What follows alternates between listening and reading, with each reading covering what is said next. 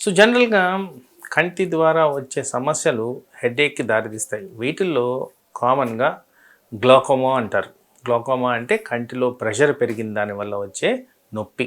అది కంటి నొప్పిగా స్టార్ట్ అయ్యి హెడేక్ వరకు దారితీస్తది. అలాగే కంటికి సంబంధించిన ఇన్ఫెక్షన్స్. ఈ ఇన్ఫెక్షన్స్‌లో ఎటువంటైనా ఇన్ఫెక్షన్ కంటి పొరని గాని తాకినప్పుడు దీన్ని ఎండాఫ్థాల్మైటిస్ అంటారు.